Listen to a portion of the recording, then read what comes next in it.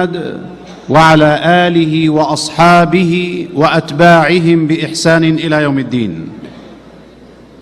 In the name of Allah, the compassionate, the merciful. በአላህ ስም እጅግ በጣም ሩህሩህና አዛኝ በሆነው ምስጋና ለአላህ የተገባ ይሁን።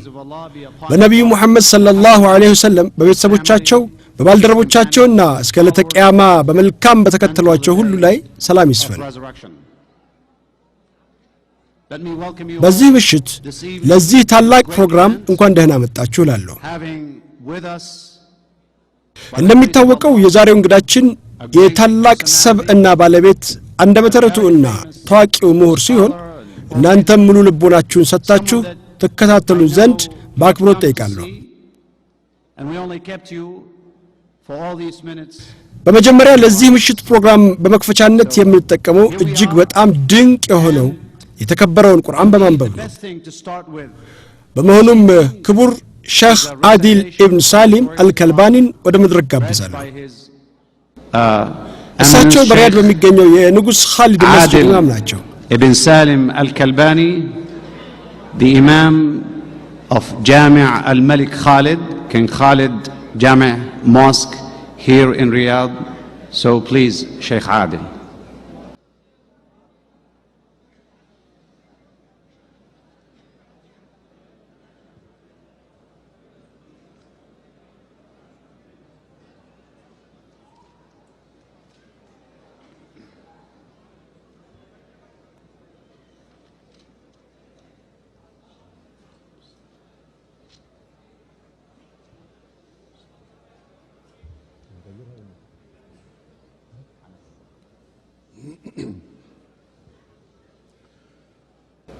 أعوذ بالله من الشيطان الرجيم. ولمن خاف مقام ربه جنتان فبأي آلاء ربكما تكذبان ذواتا أفنان فبأي آلاء ربكما تكذبان فيهما عينان تجريان فبأي آلاء ربكما تكذبان فيهما من كل فاكهة زوجان فبأي آلاء ربكما تكذبان متكئين على فرش بطائنها من استبرق وجنى الجنتين دان فبأي آلاء ربكما تكذبان فيهن قاصرات الطرف لم يطمثهن إنس قبلهم ولا جان فبأي آلاء ربكما تكذبان كأنهن الياقوت والمرجان فبأي آلاء ربكما تكذبان هل جزاء الإحسان إلا الإحسان فبأي آلاء ربكما تكذبان ومن دونهما جنتان فبأي آلاء ربكما تكذبان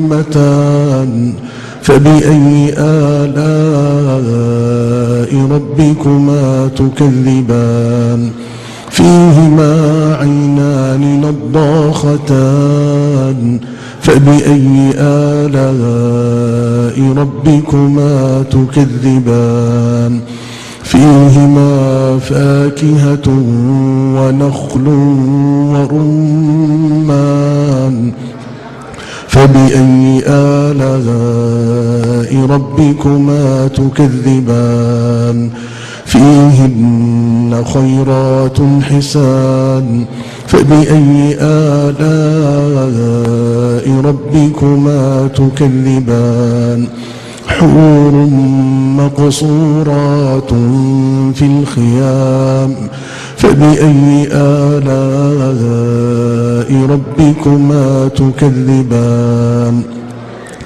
لم يطمثهن إنس قبلهم ولا جان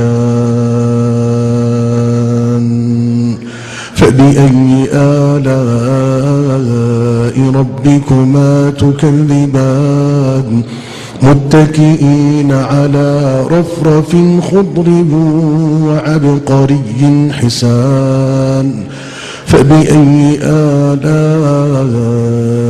ربكما تكذبان تبارك اسم ربك ذي الجلال والإكرام. شكر الله لكم. Thank you so much. May Allah accept from you. And Allah says only the truth. And let me give the meaning of these beautiful verses from the chapter Ar-Rahman. In this, the meaning of which Allah says, ጀዛከላህ እናመሰግናለን። አላህ ጥሩ ምንዳን ይክፈሉት። ከአርራህማን ምዕራፍ የተነበበውን ውብ የቁርአን አንቀጾች ትርጉም እንደሚከተለው አቀርባለሁ። አላህ በተከበረው ቃሉ እንዲህ ይላል፣ በጌታውም ፊት መቆምን ለፈራ ሰው ሁለት ገነቶች አሉት። ከጌታችሁም ጸጋዎች በየትኛው ታስተባብላላችሁ? የቀንዘሎች ባለቤቶች የሆኑ ገነቶች አሉት።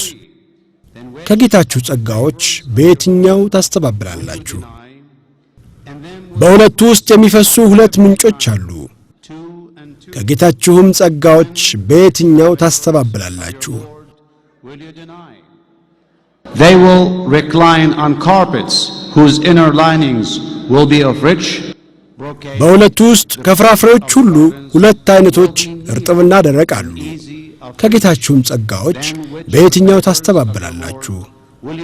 የውስጥ ጉስጉሳቸው ከወፍራም ሐር በሆኑ ምንጣፎች ላይ የተመቻቹ ሲሆኑ ይንፈላሰሳሉ። የሁለቱም ገነቶች ፍሬ ለለቃሚ ቅርብ ነው። ከጌታችሁም ጸጋዎች በየትኛው ታስተባብላላችሁ? በውስጣቸው ከበፊታቸው ከባሎቻቸው በፊት ሰውም ጅንም ያልገሰሳቸው ዐይኖቻቸውም በባሎቻቸው ላይ አሳጣሪዎች ሴቶች አሉ። ከጌታችሁም ጸጋዎች በየትኛው ታስተባብላላችሁ? ልክ ያቁትና መርጃን ይመስላሉ። ከጌታችሁም ጸጋዎች በየትኛው ታስተባብላላችሁ? የበጎ ሥራ ዋጋ በጎ እንጂ ሌላ ነውን? ከጌታችሁም ጸጋዎች በየትኛው ታስተባብላላችሁ? ከሁለቱ ገነቶችም ሌላ ሁለት ገነቶች አሉ። ከጌታችሁም ጸጋዎች በየትኛው ታስተባብላላችሁ? በውስጣቸው ሁለት የሚንፏፉ ምንጮች አሉ። ከጌታችሁም ጸጋዎች በየትኛው ታስተባብላላችሁ? በውስጣቸው ፍራፍሬ፣ ዘንባባ፣ ሩግንም አለ። ከጌታችሁም ጸጋዎች በየትኛው ታስተባብላላችሁ? በውስጣቸው ጠባያ መልካሞች፣ መልከ ውቦች ሴቶች አሉ። ከጌታችሁም ጸጋዎች በየትኛው ታስተባብላላችሁ? በድንኳኖች ውስጥ የተጨጎሉ የዐይኖቻቸው ጥቁረትና ንጣት ደማቅ የሆኑ ናቸው። ከጌታችሁ ጸጋዎች በየትኛው ታስተባብላላችሁ? ከእነሱ በፊት ሰውም ጅንም አልገሰሳቸውም። ከጌታችሁ ጸጋዎች በየትኛው ታስተባብላላችሁ? በሚያረገርጉ አረንጓዴ ምንጣፎችና በሚያማምሩ ስጋጃዎች ላይ የተደላደሉ ሲሆኑ ይቀመጣሉ። ከጌታችሁም ጸጋዎች በየትኛው ታስተባብላላችሁ? የግርማና የክብር ባለቤት የሆነው ጌታ ስም ተባረከ። በሼኽ አዲል ቢን ሳሊም አልከልባኒ የተነበበልን የቁርአን አናቅጽ ትርጉም በዚህ ያበቃል። አላህ ኸይር ጀዛዎትን ይክፈሎት። Let me After this, introduce በመቀጠል የዛሬውን እንግዳችንን ላስተዋውቅ። coming from the የተከበረው ወንድማችን ዶክተር ዛኪር ናይክ ይባላል። brother Dr. የመጣውም ከህንድ አገር ነው። ዶክተር ዛኪር ናይክ ማለት ይህ ነው። This as Zakir Naik. Now, kindly, I know that you're so eager to show respect to. በእርግጥ ለዚህ ክብር እንግዳ ልዩ አክብሮታችሁን ለማሳየት በጉጉት ላይ እንደሆናችሁ እጅጉን እንገነዘባለን። And at the same ግን ባታጨበጭቡን እንመርጣለን። files as well. ሞባይሎቻችሁንም ድምፅ አልባ እንድታደርጉልን በትህትና እንጠይቃለን። And kindly በተጨማሪም ለእንግዳችን ለዶክተር ዛኪርና በዚህ ምሽት ይህ ፕሮግራም እንዲሳካ ጥረት ላደረጉ ሁሉ ዱዓ ታደርጉላቸው ዘንድ እንጠይቃለን። this evening, and as part of በዚህ መልካም ጥረታቸው በጣም ደስተኞች አድርገውናል። we are so happy አልሐምዱሊላህ that Alhamdulillah በአላህ ፈቃድ ፕሮግራሙን ለማሳካት በቅቷል። has come into being. Now, Dr. Zakir ዶክተር ዛኪር ናይክን ባጭሩ ላስተዋውቃችሁ። is a የዶክተር ዛኪር ናይክ የሙያ ዘርፍ ሜዲካል ዶክተር ነው። ኢስላምንና ንጽጽራዊ ሃይማኖት ጥናትን አስመልክቶ ማራኪና አሳማኝ ንግግር በማድረግ on Islam በዓለም አቀፍ ደረጃ ዕውቅና ያለው ሲሆን በአሁኑ ጊዜ የኢስላሚክ ሪሰርች ፋውንዴሽን ፕሬዝዳንት በመሆን በማገልገል ላይ ይገኛል። Mumbai, India.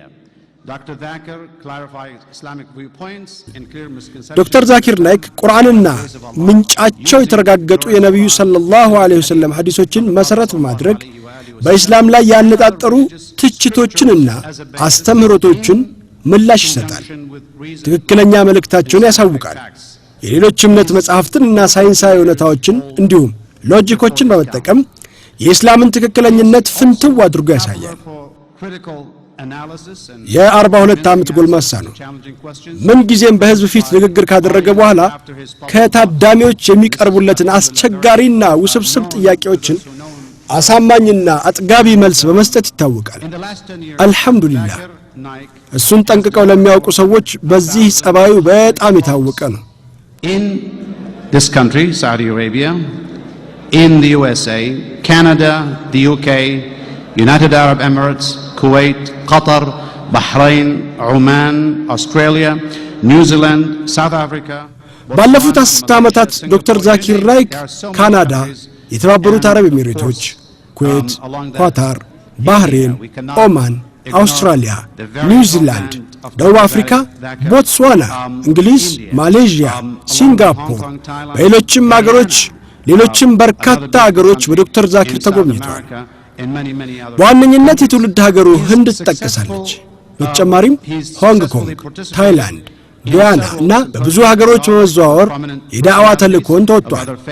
በብዙ ሲምፖዚየሞችና ህዝባዊ ስብሰባዎች ከበርካታ ታላላቅ ሰዎች ጋር ተሳትፏል። And the Bible in the light of science. ከአሜሪካዊ ዶክተር ዊሊያም ካምቤል ጋር በቺካጎ ቁርአንና መጽሐፍ ቅዱስ በሳይንስ መነጽር በተሰኘ ርዕስ ሚያዝያ 2000 እንደ አውሮፓውያን አቆጣጠር ያደረገው ወሳኝ የሆነ ክርክር ታላቅነቱንና ስኬታማነቱን ያሳየበት ነበር።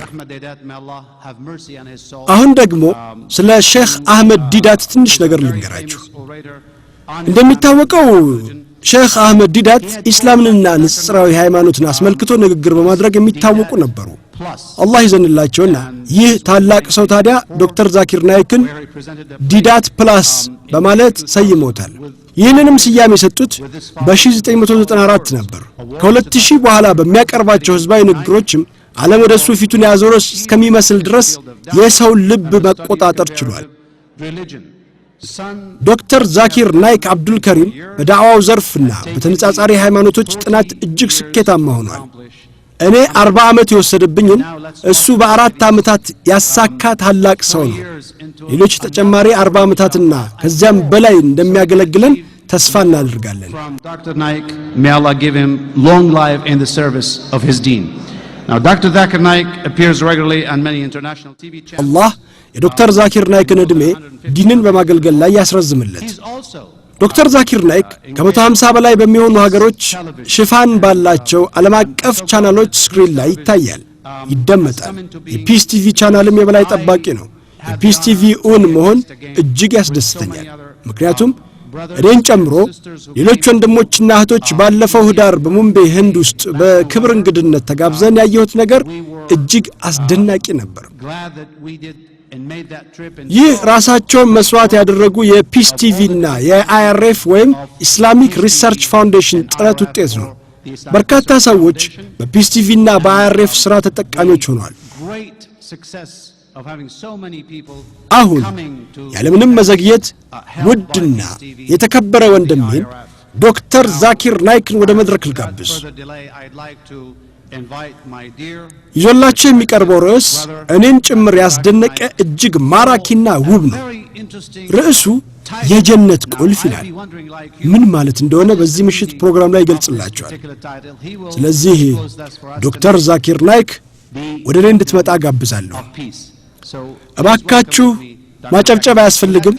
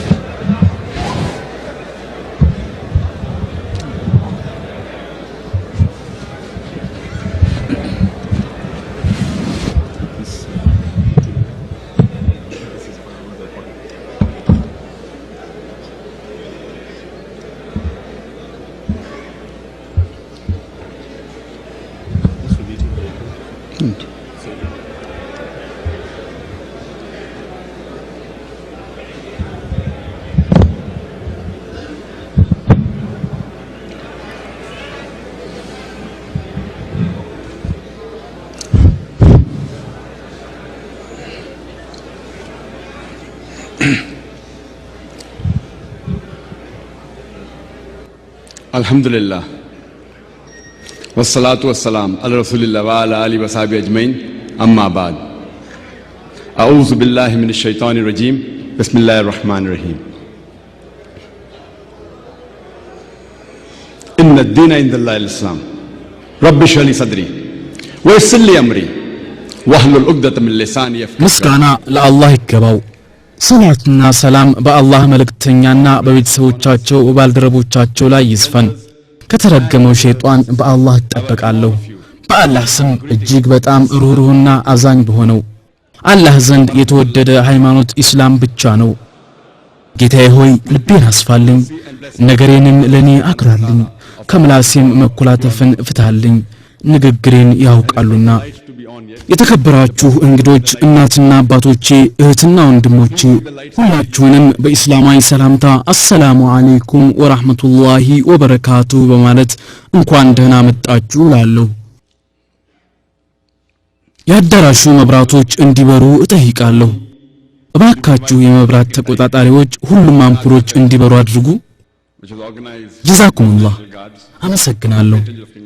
በንጉስ አብደላህ ብሔራዊ ጥበቃ አማካኝነት በተዘጋጀው በዚህ ታላቅና ሁለተኛ ዙር ፌስቲቫል በእንግድነት በመጋበዜ እጅግ ከፍተኛ የሆነ ደስታና ክብር ይሰማኛል።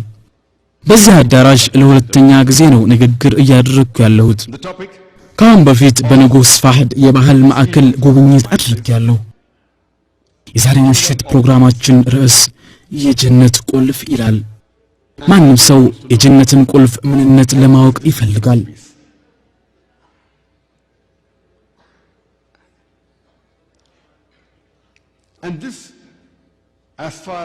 የጀነትን ቁልፍ በተመለከተ በሁሉም የዓለም ዋና ዋና ሃይማኖቶች መጽሐፍት ውስጥ ተጠቅሷል። በመጨረሻው የመጽሐፍ መደምደሚያ በሆነው በታላቁ ቁርአንም ተገልጿል። ሱረቱል ኢምራን ምዕራፍ 3 ቁጥር 96 እንዲህ ይላል፣ ለሰዎች ሁሉ መጸለያ መጀመሪያ የተኖረው ቤት ብሩክና ለዓለማት ሁሉ መምሪያ ሲሆን ያ በበካ መካ ያለው ነው። በካ የመካ ሌላ ስም ሲሆን ለዓለም እንዲሁም ለሰው ልጆች በረከትና መመሪያ የተደረገ ቦታ ነው። በመሆኑም በካ ማለት መካ በመሬት ላይ የመጀመሪያው የአምልኮ ቦታ የተደረገ ቦታ ነው። ይህም ለሁሉም የሰው ልጆች በረከትና መመሪያ ተደርጓል። ይህቺ መካ የምትባል ቦታ በሁሉም የእምነት መጻሕፍት ላይ ተጠቅሷል። በሁሉም ታላላቅ እምነት መመሪያዎች ላይ ተገልጿል። በመጽሐፍ ቅዱስ በመዝሙረ ዳዊት ምዕራፍ 84 ቁጥር 56 እና ቁጥር 6 እንዲህ ይላል፣ ወደ ጽዮን ተራራ ለመጓዝ የሚፈልጉና ያንተ እርዳታ የሚያገኙ እንዴት የታደሉ ናቸው። ባካ በተባለው ሸለቆ በሚያልፉበት ጊዜ የምንጭ ስፍራ ይሆናል፣ የበልግም ዝናብ ኩሬዎችን ይሞላል። በካ በተባለው ሸለቆ በሚያልፉበት ጊዜ በሂንዱ እምነት መጽሐፍትም እንዲሁ የተገለጸ ሲሆን በባጉዌ መጽሐፍ ቁጥር 3 ምዕራፍ 29 ቁጥር 4 ላይ እንዲህ ይነበባል። ስለ ኢላ ስፖት ይናገራል። ኢላ ማለት አላህ ማለት ሲሆን ስፖት ደግሞ ቦታ ማለት ነው። በድምሩ የአላህ ቦታ ማለት ነው። ያም ማለት የአምልኮ ቦታ ለማለት ነው። means a place. It's place of God, a place of worship. ይህ ደግሞ መካን የሚገልጽ እንደሆነ የሚከተለው ጥቅስ ያሳያል። ባጉዌ መጽሐፍ ቁጥር 3 ምዕራፍ 29 ቁጥር 11 ስለ ናረሽ ምሻ ያወራል። ይህ ደግሞ ነብዩ መሐመድን ሰለላሁ ዐለይሂ ወሰለምን ያመለክታል። ስለዚህ የሰላም ስፍራ ተብሎ የተጠቀሰው ነብዩ መሐመድ ሰለላሁ ዐለይሂ ወሰለም የተወለዱበትን ቦታ ነው ማለት ነው መካን። ነብዩ ኢብራሂምም ዐለይሂ ሰላም እንዲህ በማለት ዱዓ አድርገዋል። አልበቀራ ምዕራፍ 2 ቁጥር 126 እንዲህ በማለት ዱዓ አድርገዋል። Which mentions Surah Baqarah chapter number 2 verse 126. He prays to Allah subhanahu wa ta'ala that, oh my Lord, make this city a city of peace. ቤተሰቦቹንም ከነሱ በአላህና በመጨረሻው ቀን ያመነውን ሰው ከፍሬዎች ስጠው።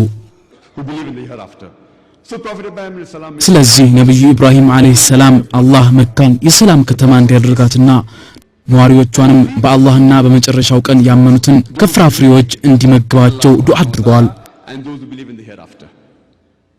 በሌላ ምዕራፍ ላይ እንደተገለጸው ደግሞ የሚከተለውን ዱዓ አድርገዋል። ሱራ ኢብራሂም chapter 14 verse number 35 where he prays, Ibrahim salam prays. በሱረቱል ኢብራሂም ምዕራፍ 14 ቁጥር 35 እንዲህ ይላል፣ ኢብራሂምም ባለ ጊዜ አስታውስ፣ ጌታዬ ሆይ ይህን ሀገር መካን ጸጥተኛ አድርገው፣ እኔንም ልጆቼንም ጣዖታትንም ከመገዛት አርቀን። ኢብራሂም አለይሂ ሰላም እሱንና ልጆቹን ከጣዖት አምልኮ አላህ እንዲያርቃቸው ዱዓ አድርገዋል። That may he preserve himself and his sons from worshipping the idols. And the greetings of this. አስተውላችሁ ከሆነ የዚህ መካ አካባቢ ሰዎች ሰላምታ በዓለም ላይ በጣም የታወቀ አይነት ሰላምታ ነው። With how people greet each other today. እንደሚታወቀው በዓለም ላይ በተለይ ደግሞ ሙስሊም ባልሆነው ክፍል በጣም የተለመደው የሰላምታ ልውውጥ እንዴት አደራችሁ፣ እንዴት ዋላችሁ፣ እንዴት አመሻችሁ የመሳሰለው የሰላምታ ልውውጥ ነው። ሜዳ ላይ አንድ ድመትና ውሻ ሲጫወቱ ያገኛቸው አንድ ሰው እንዴት አደራችሁ ይላቸዋል። ለድመትና ለውሻ እንዴት አደራችሁ ማለት ምን ማለት ነው? አንድ መምህር ወደ መማሪያ ክፍል በሚገባበት ጊዜ ተማሪዎች እንዴት አደርክ ጋሼ ይሉታል።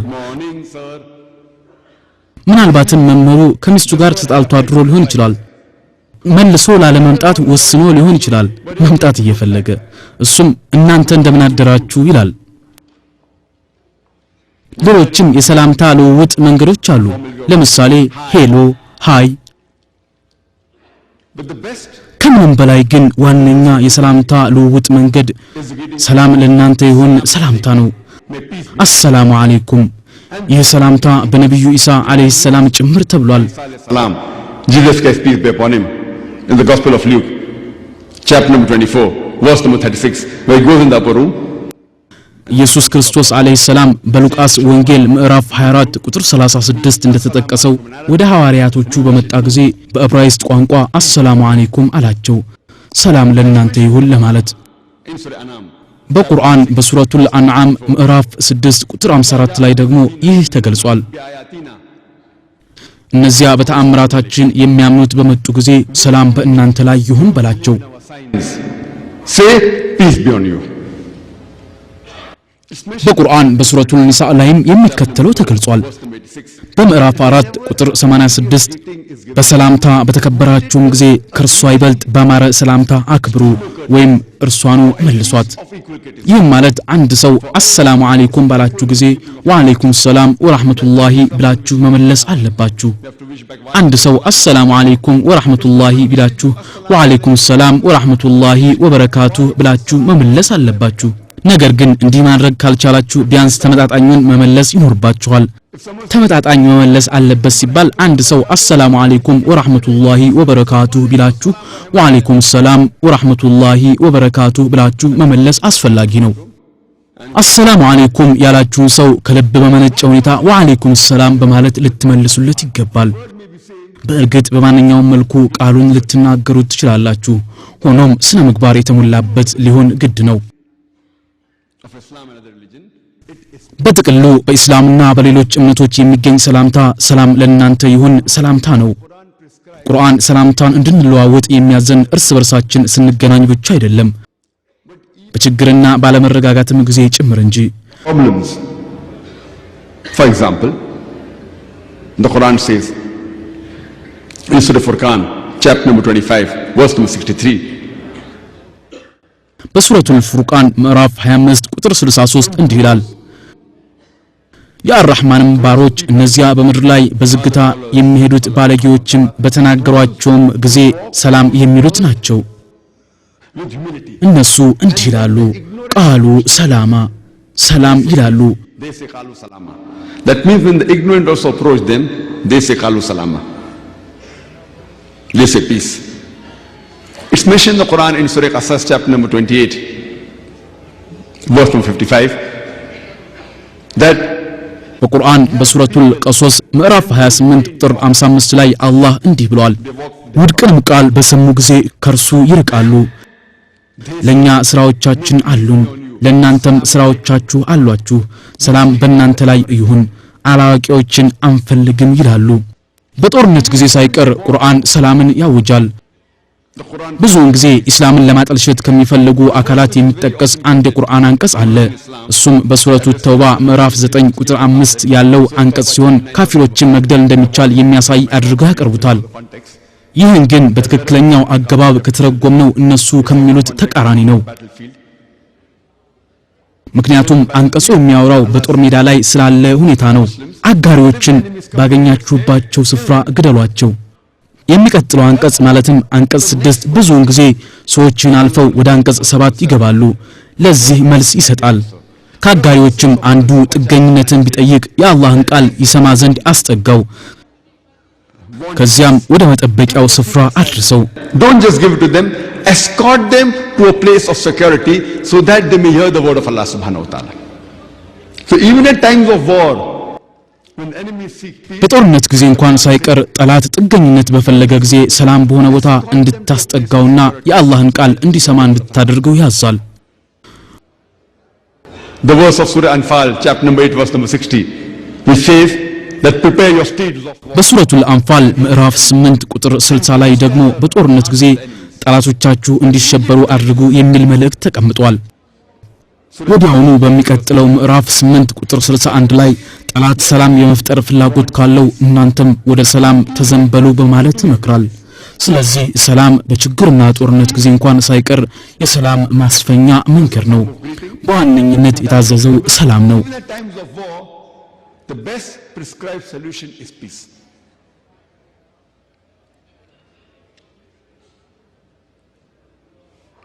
And further, if we analyze,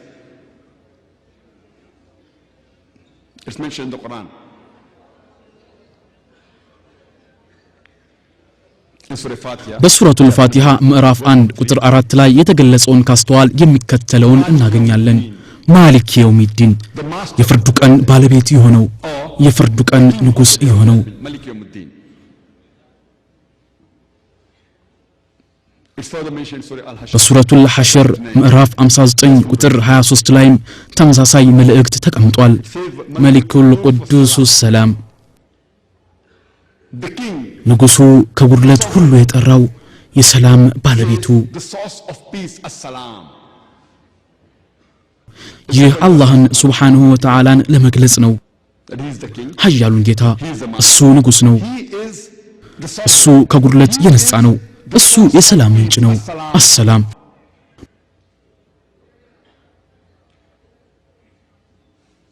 በቁርአን በሱረቱል አንዓም ምዕራፍ 6 ቁጥር 126 አላህ Subhanahu Wa Ta'ala እንዲህ ይላል It says that for them is the home of peace in the presence of thy Lord ለነርሱ በጌታቸው ዘንድ የሰላም አገር አላቸው እርሱም ጌታ ይሰሩት በነበሩት ምክንያት ረዳታቸው ነው they are righteous so he's talking about the home of peace the kingdom of peace is in the presence of thy Lord for your Lord is your friend and he loves you because you are righteous it's mentioned in Surah Marriage በሱረቱል ሚዕራጅ ምዕራፍ 7 ከቁጥር 27 እስከ ቁጥር 28 ደግሞ እንዲህ ይላል that እነዚያም እነሱ ከጌታቸው ቅጣት ፍሬዎች የሆኑት የጌታቸው ቅጣት መምጣቱ የሚያስተማምን ነውና ስለዚህ ጌታን ማስከፋት የሰላምና መረጋጋት ተቃራኒ በመሆኑ አማኞች ጌታቸውን ማስከፋት በጣም ይፈራሉ because if you displease God አላህን የምታስከፋ ከሆነ ሰላምና መረጋጋትን ማግኘት አትችልም and tranquility በሱራ ያሲን ምዕራፍ 36 ቁጥር 58 አላህ እንዲህ ብሏል the salam peace ለነሱም አዛኝ ከሆነው ጌታ በቃል ሰላም አላቸው who's most merciful it's mentioned in በሱረቱል ኢብራሂም ምዕራፍ 14 ቁጥር 23 ደግሞ የሚከተለው ተገልጿል that እነዚያም ያመኑና መልካም ስራዎችን የሰሩ ከስሮቻቸው ወንዞች የሚፈሱባቸውን ገነት በውስጣቸው ዘውታሪዎች ሲሆኑ በጌታቸው ፍቃድ እንዲገቡ ይደረጋሉ under which beneath በውስጣቸው መከባበሪያቸው ሰላም ለእናንተ ይሁን መባባል ነው greetings in this paradise is peace here it's አሁን ስለ ጀነት መግቢያ መስፈርቶች እንነጋገራለን አንድ ሰው ካመነ በእምነቱ ከጸና እንዲሁም በጎ ስራዎችን ከሰራ በስሮቿ ወንዞች የሚፈሱባት በሆነች ጀነት ይገባል mentioned in Surah ይህም በሱረቱል ሂጅራ ምዕራፍ 15 ቁጥር 46 ላይ እንደሚከተለው ተጠቅሷል enter with ጸጥተኞች ሆናችሁ በሰላም ግቧት ይባላሉ it's mentioned in Surah Furqan chapter number 25 verse number 75 that the highest reward እንደዚሁም በሱረቱል ፉርቃን ምዕራፍ 25 ቁጥር 75 ላይ አላህ እንዲህ ይላል እነዚያ በመታገሳቸው የገነትን ሰገነቶች ይመነዳሉ it's mentioned in Surah Maryam በሱረቱል መርየም ምዕራፍ 16 ቁጥር 62 ላይ ደግሞ እንዲህ ይላል there is no vain talk በርሷ ሰላም እንጂ ውድቅን ነገር አይሰሙም only ለነርሱ በርሷ ውስጥ ጧትም ማታም ሲሳያቸው አላቸው and this kingdom of peace the ultimate kingdom of peace በጥቅሉ ሰላም የሚገኝበት ማለትም የመጨረሻ ሰላም የሚገኘው በጀነት ውስጥ ነው it's paradise and the description የዚህ ጀነት መገለጫዎች በዋና ዋና ዓለም አቀፍ ሃይማኖቶች መጽሐፍ ተጠቅሷል of the major world religions and if you read the Quran በቁርአን ውስጥ ይህ የሰላም መናኸሪያ ጀነት በመባል ይታወቃል one of its name is Jannah ጀነት በአረብኛ ትርጉሙ የአትክልት ስፍራ ማለት ሲሆን ቁርአን በስሮቿ ወንዞች የሚፈሱባት የአትክልት ስፍራ በማለት ገልጿታል garden beneath which እነዚህም ወንዞች ጣዕሙ ከማይለወጥ ወተት ከነጠረ ማርም እንዲሁም በውስጧ ብዙ አይነት ፍራፍሬዎች እንደ ቴምር ወይን በመሳሰሉ ፍሬዎች የተሞሉ ናቸው pure honey in which there is every kind of fruit and the fruits are described as pomegranates dates grapes etc and in it በጀነት ውስጥ ውድቅ ንግግር የለም that there is no idle talk ኃጢአት መስራትም የለም there is no የጭንቀትና የትካዜ ህይወትም የለም or no cause of distress or anxiety it is ጀነት ማለት የሰላምና የበረከት ሀገር ማለት ነው peace and bliss and Jannah is described in several verses of the Quran several times in Surah Al-Imran chapter 3 Surah Nisa chapter 4 ጀነት በቁርአን ውስጥ በብዙ ምዕራፎች ላይ ተጠቅሷል በሱረቱል ኢምራን ምዕራፍ 3 በሱረቱል ኒሳ ምዕራፍ 4 በሱረቱል ማኢዳ ምዕራፍ 5 በሱረቱል ተውባ ምዕራፍ 9 በሱረቱል ሂጅራ ምዕራፍ 15 በሱረቱል ካህፍ ምዕራፍ 18 በሱረቱል ሐጅ ምዕራፍ 22 በሱረቱል ያሲን ምዕራፍ 36 ወዘተ በተለያዩ ቦታዎች ላይ ቁርአን ስለ ጀነት ማለትም ስለ ሰላም መናኸሪያ አብራርቷል። በተመሳሳይ መልኩ ስለዚህችው ጀነት በሂንዱ የሃይማኖት አስተምህሮት መጽሐፍት ውስጥ ተጠቅሷል። በጣም ብዙ ቦታዎች ላይ ሁሉንም ለመግለጽ ያለን ጊዜ በቂ አይደለም። በአተርቫቬ መጽሐፍ ቁጥር 4 ምዕራፍ 34 ቁጥር 6 እንዲህ ይላል፣ ይህ ገነት ወንዞች በስሮቹ ይፈሳሉ፣ የውሃ ምንጮች ከንጹህ ማር ጋር የተጣራ ውሃ እንዲሁም የወተት ወንዞች ይፈሱባታል። Rivers of distilled water and curd and rivers of milk. In several places it speaks about fruits. በብዙ ቦታዎችም ላይ ስለተለያዩ ፍራፍሬዎች ያወራል። Book number 4, chapter number 36. በአተርቫቬ መጽሐፍ ቁጥር 4 ምዕራፍ 36 ቁጥር 2 እንዲህ ይላል፣ ንጹሃን ሴቶችን የምታገኙበት የሐሴት ቦታ ነው። The same description of kingdom of ጀነትን አስመልክቶ ተመሳሳይ መገለጫዎች በመጽሐፍ ቅዱስም ተጠቅሷል። It's mentioned in the Gospel of Matthew, chapter number 22, verse number 30. በማቴዎስ ወንጌል ምዕራፍ 22 ቁጥር 30 እንዲህ ተገልጿል፣ ምክንያቱም ሰዎች ከሞት በተነሱ ጊዜ በሰማይ እንዳሉት መላእክት ይሆናሉ እንጂ አያገቡም አይጋቡም። በሮሜ መጽሐፍ ደግሞ የሚከተለው ሰፍሯል፣ verse number 4. ይህ ሐዘንና ትካዜ የሌለበት ቦታ ነው፣ Where there will be no sorrow. All እንባችሁ በኃያሉ ጌታችሁ ይታበሳል። will not be death. ስቃይ የለም፣ ህመም የለም፣ ሐዘን የለም። በዮሐንስ ራእይ ምዕራፍ 21 ቁጥር 4 ላይ ደግሞ እንዲህ ይላል፣ እንባን ሁሉ ከዓይናችሁ ላይ ይጠርጋል፣ ሞት ወይም ሐዘን ወይም ለቅሶ ከእንግዲህ ወዲህ አይኖርም፣ ምክንያቱም የቀድሞዎቹ ነገሮች ሥርዓት አልፏል። በመኃልየ ዘሰሎሞን ምዕራፍ 4 ቁጥር 13 ላይ ደግሞ እንዲህ ይላል፣ በዚያም ከሚገኙት ምርጥ የአትክልት ፍሬዎች መካከል ስለ ሰላም መናኸሪያዋ ጀነት ማብራሪያ በዓለማችን ዋና እምነቶች መመሪያ መጽሐፍት ውስጥ ተገልጿል። ወደዚች ጀነት የመግቢያም መስፈርት በሁሉም ተመሳሳይ ነው። በሱረቱል ዐስር ምዕራፍ 103 ከቁጥር 1 እስከ 3 እንዲህ ተብሎ ተጠቅሷል፣ الإنسان لفي خسر إلا الذين آمنوا وعملوا الصالحات وتواصوا بالحق وتواصوا بالصبر. That by the token of time, man በጊዜያቱ እምላለሁ ሰው ሁሉ በእርግጥ በከሳራ ውስጥ ነው።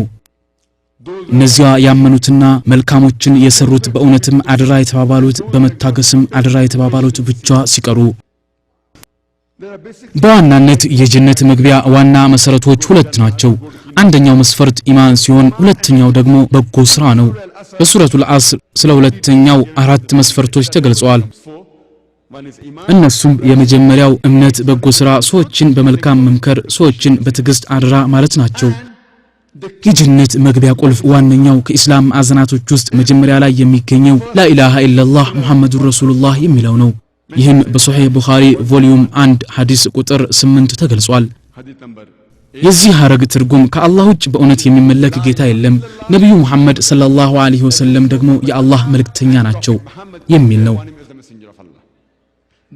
በዋናዎቹ የዓለም ሃይማኖቶች መጽሐፍት መሰረት የጀነት መግቢያ መስፈርት ወይም ቁልፍ ተመሳሳይ ነው።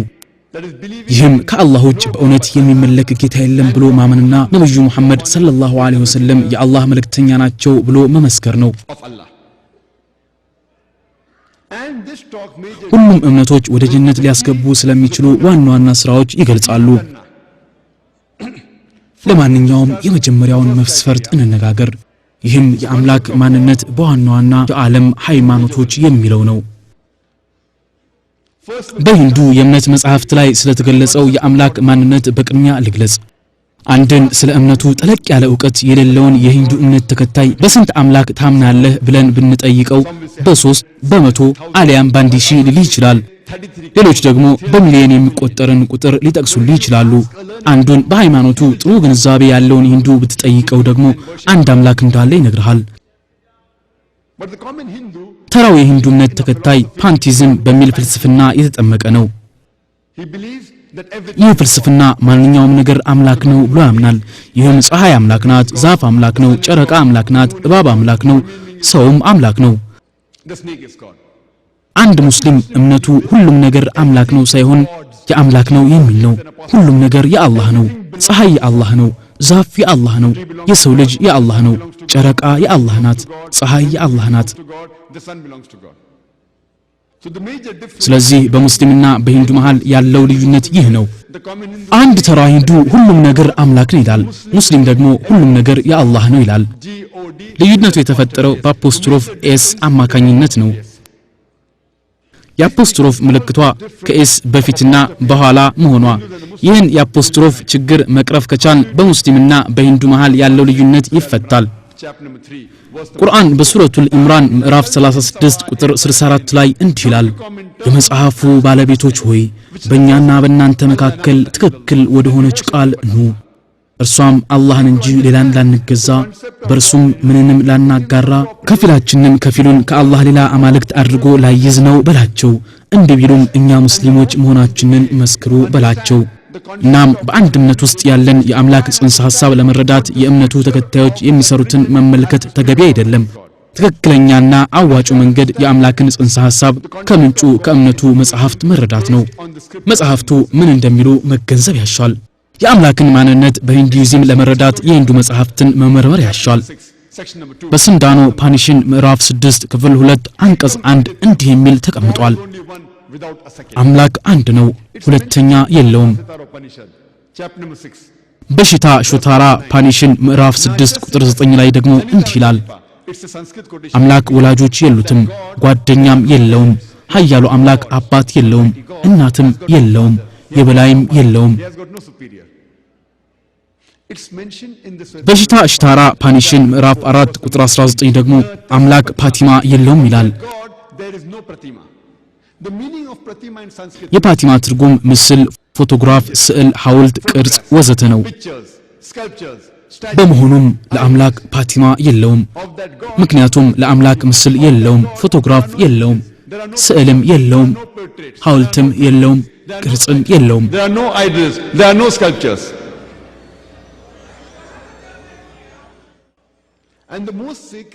በሂንዱዎች ዘንድ በስፋት የሚነበበው መጽሐፍ ባግዋጊታ ነው። በባግዋጊታ ምዕራፍ 7 ከቁጥር 1 እስከ 20 እንዲህ ይላል፣ አስተዋይ ያልሆኑ ሰዎች የቁስ ፍላጎት ይሰልባቸዋል፣ አዲሱን አምላክ ያመልካሉ፣ ቁሳውያን የጣዖት አምልኮን ይፈጽማሉ። በባግዋጊታ ምዕራፍ 10 ቁጥር 3 ደግሞ እኔ የማልወልድ መሆኔን የዓለማት የበላይ ጠባቂ መሆኔንም ያውቃሉ ይላል።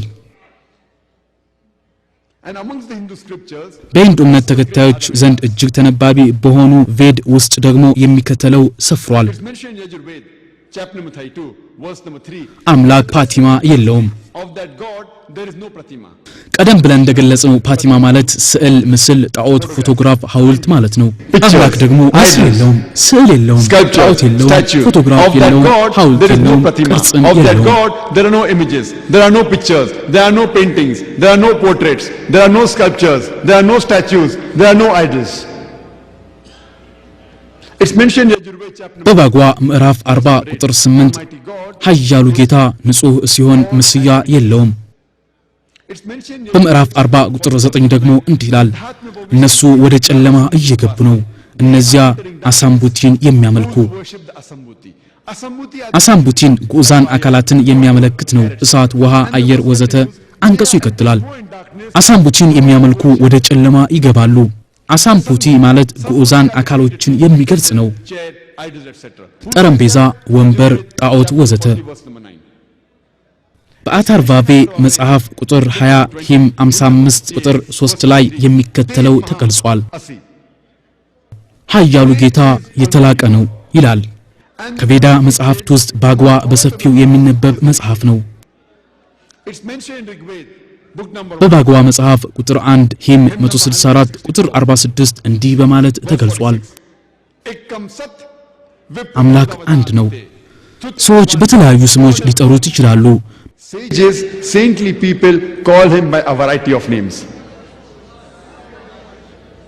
And there are no less than በዚህ መጽሐፍት ውስጥ ቁጥር 2 ሂም 1 ላይ እንደተጠቀሰው ኃያሉ አምላክ የተለያዩ መገለጫዎች ተገልጿል።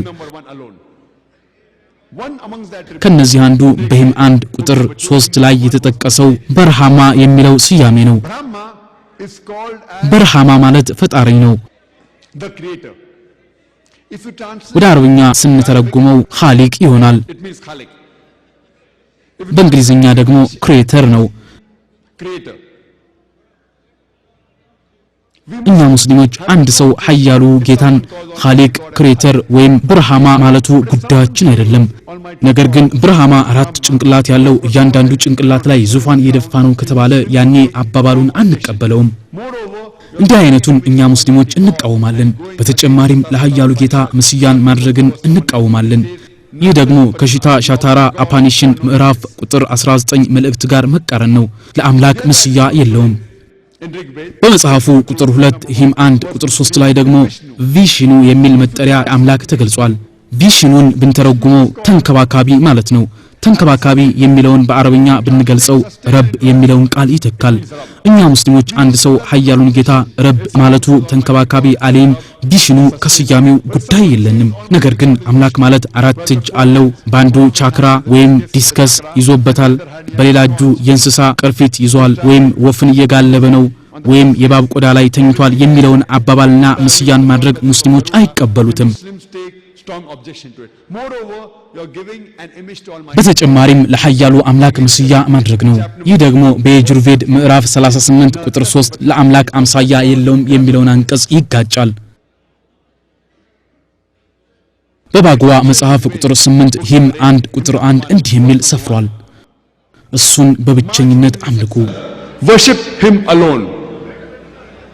It's mentioned in the Ved, book number 6, hymn number 45, verse number 16. በመጽሐፉ ቁጥር 6 ሂም 45 ቁጥር 16 ደግሞ እሱን በብቸኝነት አወድሱት ይላል። Praise Almighty God alone. አንድ አምላክ ብቻ ነው ያለው፣ በጭራሽ ሌላ የለም።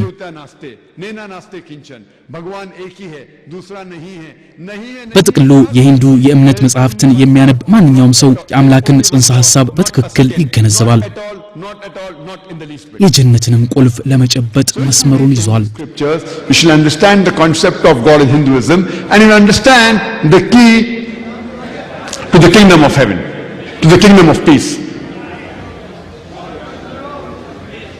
Let's discuss the concept of God in Judaism.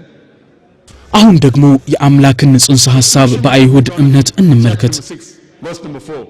በኦሪት ዘዳግም ምዕራፍ 6 ቁጥር 4 እንዲህ የሚል ሰፍሯል፣ እግዚአብሔር አምላካችን አንድ እግዚአብሔር ብቻ ነው።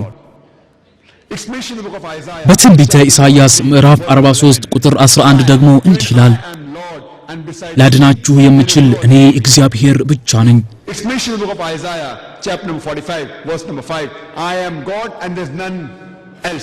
በተመሳሳይ በትንቢተ ኢሳይያስ ምዕራፍ 46 ቁጥር 9 ላይ ደግሞ የሚከተለው ተጠቅሷል፣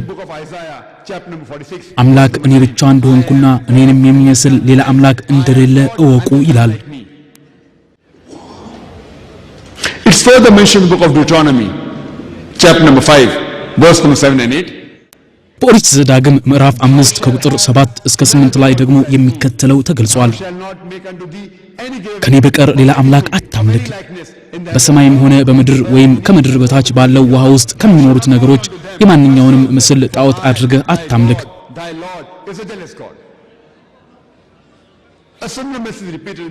ተመሳሳይ መልእክት በኦሪት ዘጸአት ምዕራፍ 20 ከቁጥር 3 እስከ 5 ተደግሟል። ከኔ በቀር ሌላ አምላክ አታምልክ፣ በሰማይም ሆነ በምድር ወይም ከምድር በታች ባለው ውሃ ውስጥ ከሚኖሩት ነገሮች የማንኛውንም አይነት ምስል ጣዖት አድርገህ አትስራ ይላል።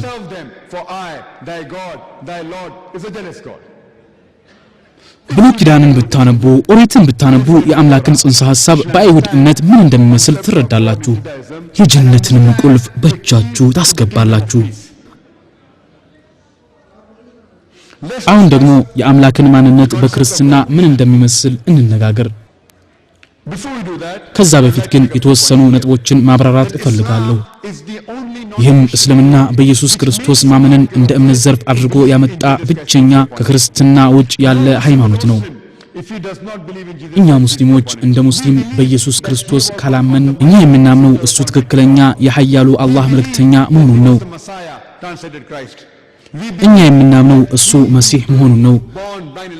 እኛ የምናምነው በአላህ ፍቃድና የኩን ቃሉ የተፈጠረ መሆኑን ነው። እንዲሁም ብዙዎቹ ዘመናዊ ክርስቲያኖች የማያምኑበት የሆነውን ያለ ወንድ ጣልቃ ገብነት የተፈጠረ መሆኑንም እናምናለን። ሙስሊሞችና ክርስቲያኖች አንድ ሊሆኑ ይችላሉ።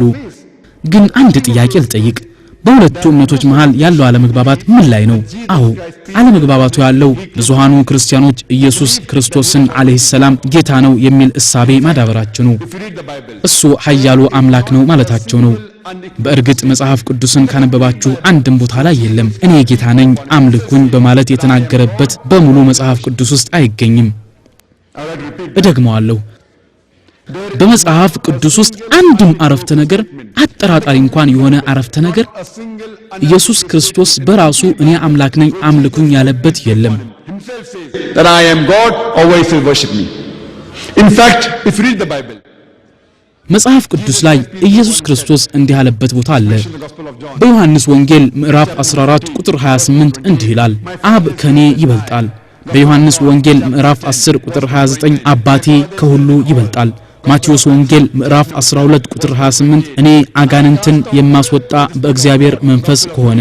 በሉቃስ ወንጌል ምዕራፍ 11 ቁጥር 20 ደግሞ እንዲህ ይላል፣ እንግዲህ እኔ አጋንንትን በእግዚአብሔር ኃይል የማስወጣ ከሆነ። በዮሐንስ ወንጌል ምዕራፍ 5 ቁጥር 30 እኔ በራሴ ስልጣን ምንም ማድረግ አልችልም፣ ነገር ግን ከአብ የሰማሁትን እፈርዳለሁ። የላከኝን ፍቃድ እንጂ የራሴን ፍቃድ ስለማላደርግ ፍርዴ ትክክል ነው። ማንም ሰው የአምላክን ፍቃድ እንጂ የራሱን ፍቃድ ለመፈጸም አልመጣሁም ካለ ያ ሰው ሙስሊም ነው። ስለዚህ ኢሳ አለይሂ ሰላም ሙስሊም ነው። ማቴዎስ ወንጌል ምዕራፍ 5 ከቁጥር 17 እስከ 20 በግልጽ ተቀምጧል። ኢየሱስ ክርስቶስ እንዲህ ብሏል፣ እኔ ሕግንና ነቢያትን ለመሻር የመጣሁ አይምሰላችሁ፣ ልፈጽም እንጂ ለመሻር አልመጣሁም። እኔ ፍጹም እንዲሆኑ ላደርጋቸው መጣሁ እንጂ ልሽራቸው አልመጣሁም።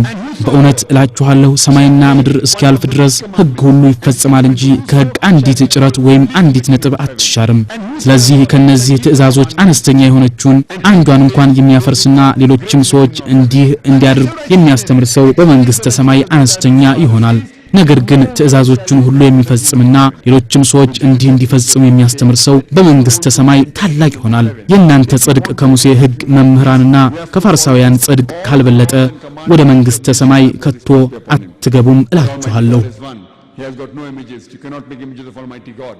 ወደ መንግሥተ ሰማይ ኢየሱስ ክርስቶስ አለይሂ ሰላም የሰላምን ሀገር ሰላም የሚፈልጋችሁ በሙሴ አለይሂ ሰላም የተጠቀሱትን ሁሉንም ሕግና ትእዛዛት መከተል አለባችሁ። አምላካችን አንድ ነው፣ አምሳያ የለውም። አምላክን መመሰል አይቻልም። በዮሐንስ ወንጌል ምዕራፍ 14 ቁጥር 24 ላይ ኢየሱስ ክርስቶስ አለይሂ ሰላም እንዲህ ብሏል፣ ይህ የምትሰሙት ቃል የላከኝ የአብ ነው እንጂ የኔ አይደለም።